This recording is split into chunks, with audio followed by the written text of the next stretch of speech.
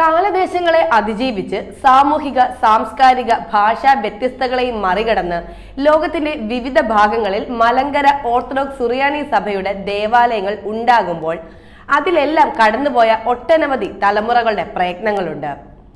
ഇന്ന് കത്തിച്ചു വെച്ച മെഴുകുതിരിയും ഉയർന്നു പൊങ്ങിയ ധൂപവും മലങ്കര സഭയുടെ ഭൂത, വർത്തമാന, ഭാവി കാലങ്ങളെ കൂട്ടിയിണക്കുന്ന സുന്ദരമായ അനുഭവമാണ് ഓരോ മലങ്കര നസ്രാണികൾക്കും ഓർക്കാനും ഓർത്തിരിക്കാനും ഓർമ്മയിൽ സൂക്ഷിക്കാനുമുള്ളത്. ഈ സാഹചര്യത്തിലാണ് കഴിഞ്ഞ ദിവസം സോഷ്യൽ മീഡിയയിൽ ഉയർന്നു കേട്ട ഒരു ചോദ്യം പ്രസക്തമാകുന്നത്. നമുക്ക് വേണ്ടത് പൈതൃക സ്മൃതിയാണോ പൈതൃക സംരക്ഷണമാണോ? ചിന്തിക്കേണ്ട വിഷയമാണ്. മലങ്കര ഓർത്തഡോക്സ് സഭ ഒന്നാകെ ഇപ്പോൾ ശ്രദ്ധ കേന്ദ്രീകരിച്ചിരിക്കുന്ന ഒരു വലിയ പരിപാടിയാണ് മാർത്തോമൻ സ്മൃതി സംഗമവും അതിന് മുന്നോടിയായുള്ള സ്മൃതി വിളംബര യാത്രകളും. കേരളത്തിന്റെ തെക്ക് നിന്നും വടക്ക് നിന്നും ഓരോ വിളംബര യാത്രകൾ ഇതോടകം ആരംഭിച്ചു കഴിഞ്ഞു. അവ കോട്ടയത്ത് സംഗമിക്കുമ്പോൾ മഹത്തായ സ്മൃതി സംഗമ സമ്മേളനം നടക്കും. നമ്മുടെ പൗരാണിക പൈതൃകത്തെ സ്മരിക്കാൻ വേണ്ടിയാണ് ഈ സംഗമം. ഇത് പറയുമ്പോഴാണ് നേരത്തെ പറഞ്ഞ പൈതൃക സ്മൃതിയാണോ സംരക്ഷണമാണോ നടത്തേണ്ടതെന്ന് കൂലങ്കക്ഷമായി ചിന്തിക്കേണ്ടത്.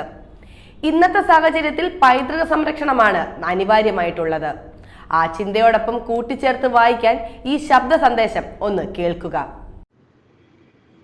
പ്രിയപ്പെട്ട റോണി, താങ്കൾ ഈ സ്മൃതി യാത്രയിലുടനീളം ആവേശത്തോടുകൂടി പരിമിതികളെല്ലാം മറന്ന് പങ്കെടുക്കുന്നത് കാണുമ്പോൾ അങ്ങേയറ്റം സന്തോഷിക്കുകയും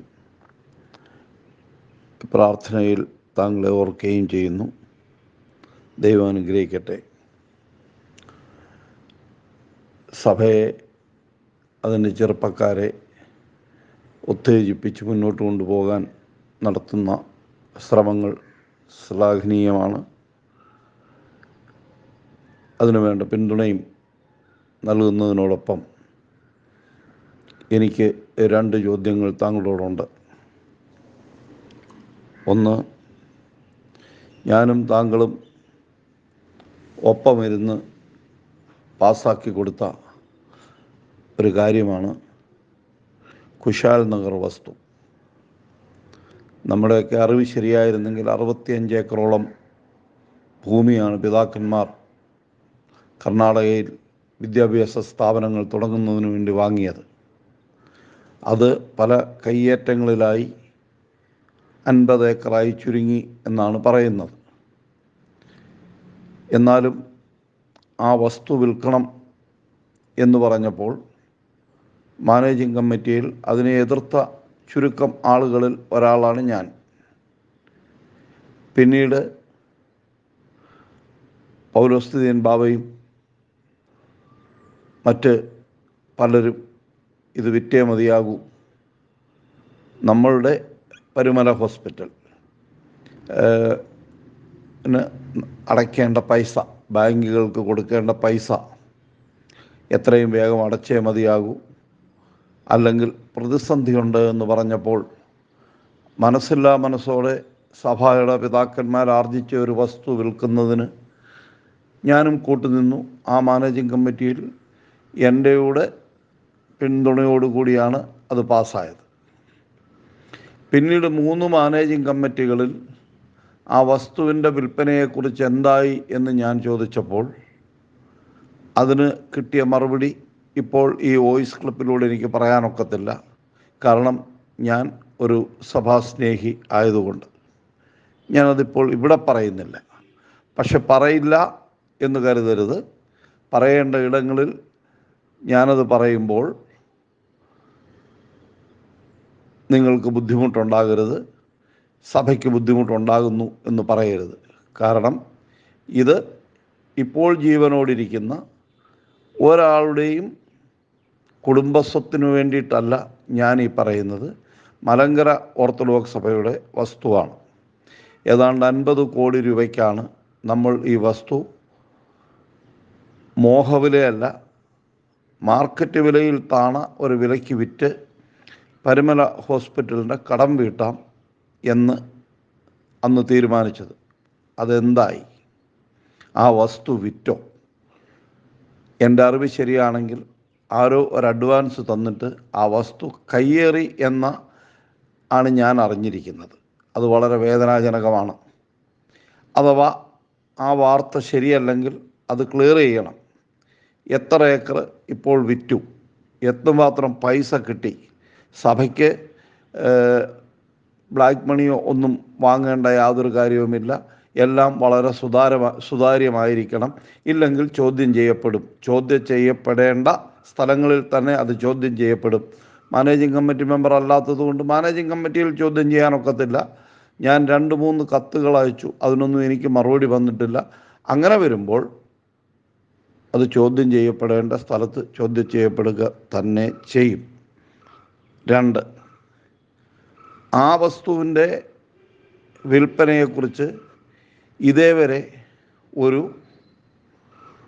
ക്ലാരിറ്റി വരാതിരിക്കുമ്പോൾ തന്നെ തിരുനെൽവേലിയിലെ അവിടെയും 50 ഏക്കർ ഉണ്ടായിരുന്നു. കയ്യേറ്റക്കാരന് 5 ഏക്കർ കൊടുക്കണം.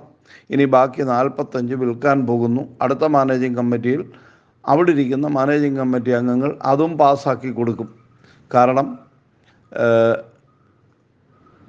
വേദിയിലിരിക്കുന്നവരെ സന്തുഷ്ടരാക്കുക എന്നുള്ളതാണല്ലോ മാനേജിംഗ് കമ്മിറ്റി അംഗങ്ങളുടെ ഇപ്പോഴത്തെ ചുമതല. 32 പേര് നോമിനേറ്റ് ചെയ്തവരാ. തിരുവായിക്ക് എതിർവ ഇവർ പറയില്ല, ഒരക്ഷരം മിണ്ടില്ല, വാ തുറക്കില്ല. ഒന്ന് ശ്വാസം വിടാൻ പോലും വാ തുറക്കുന്ന ആളുകൾ ഈ 32 പേരിൽ ഉണ്ട് എന്ന് തോന്നുന്നില്ല. അടുത്തത് വർക്കിംഗ് കമ്മിറ്റി മെമ്പേഴ്സാണ്. ആരോ എന്തോ, തിരുവനന്തപുരം ഭാഷയിൽ പറഞ്ഞാൽ എന്തിരോ എന്തോ, ആരാണ് എന്താണ്, അവരാരും മിണ്ടുകയില്ല. അതുകൊണ്ട് തന്നെ സഹി കെട്ടതുകൊണ്ട് ചോദിക്കുകയാണ്. നിങ്ങളുടെ സ്മൃതിയാത്രയും ആവേശവും എല്ലാം എനിക്കിഷ്ടമാണ്. കാരണം ഞാൻ ഇതിലൂടെയാണല്ലോ വളർന്നത്. അതുകൊണ്ട് പക്ഷേ സഭയുടെ നഷ്ടപ്പെടുന്ന സ്വത്തുക്കൾ, പിതാക്കന്മാർ ആർജിച്ച സ്വത്തുക്കൾ, ഇതൊന്നും ആരും കൊണ്ടെത്തന്നതല്ല. പിതാക്കന്മാർ കഷ്ടപ്പെട്ട് കണ്ടവൻ്റെ കാല് പിടിച്ചുണ്ടാക്കിയ കാശ് കൊണ്ട് വാങ്ങിയ സ്വത്തുക്കൾ നഷ്ടപ്പെടുമ്പോൾ കുശാൽ നഗറിലെ 50 ഏക്കർ, തിരുനെൽവേലിയിലെ ഇപ്പോൾ വിൽക്കാൻ പോകുന്ന 45 ഏക്കർ, പരുമലയിലെ എന്തുമാത്രം കടമിനിയുണ്ട് എന്നുള്ളതൊന്നും എന്നോട് പറയണ്ട. പക്ഷേ ഞാനിവിടെ പാസ്സാക്കി തന്ന 50 ഏക്കർ വിറ്റപ്പോൾ എത്ര കിട്ടി, അത് എത്ര ബാങ്കിലടച്ചു, ഇത് പറയാനുള്ള ബാധ്യതയുണ്ട്. ഞാൻ ഇതുവരെ അടുത്ത സമയങ്ങളിലൊന്നും ചോദിക്കാതിരുന്നത് റോണിയെയും അമേലച്ചനെയും ഒന്നും ബുദ്ധിമുട്ടിക്കണ്ട എന്ന് കരുതിയാണ്.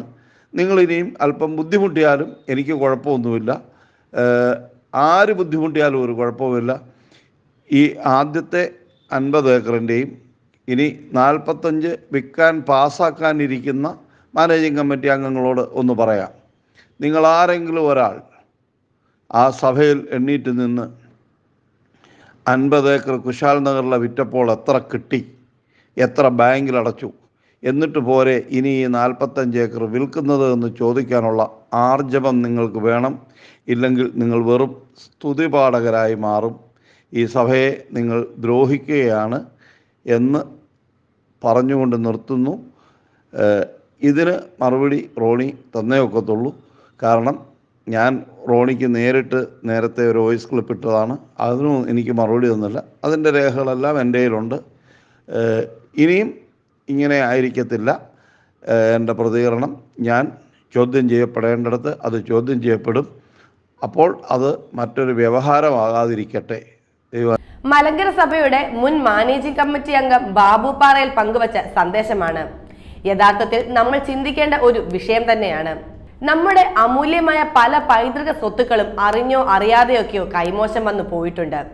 തുകയുടെ വലിപ്പത്തിനപ്പുറം വിലമതിക്കാനാകാത്ത പല സ്വത്തുക്കളും നഷ്ടമായിട്ടുണ്ട്. ഇനിയെങ്കിലും കയ്യിലുള്ളത് കൈവിട്ടു പോകാതെ നഷ്ടപ്പെടുത്താതെ ബാക്കിയുള്ളവയെ സംരക്ഷിക്കാനുള്ള ശ്രമം നടത്തണം. സഭാ നേതൃത്വത്തോട് എല്ലാവിധ ആദരവോടും ബഹുമാനത്തോടും കൂടി പറയുക, സമ്പത്തും സ്വത്തുക്കളും മാത്രമല്ല സഭയുടെ വിശ്വാസം. ആരാധന, ചരിത്ര വസ്തുക്കൾ, ചരിത്രം, പുസ്തകങ്ങൾ, കലകൾ, പാരമ്പര്യങ്ങൾ തുടങ്ങിയ എല്ലാം പൈതൃക സ്വത്തുക്കൾ തന്നെയാണ്. ഇവയൊക്കെ സംരക്ഷിക്കാനുള്ള കർമ്മ പദ്ധതികൾ നടപ്പാക്കാൻ ശ്രദ്ധിക്കണം.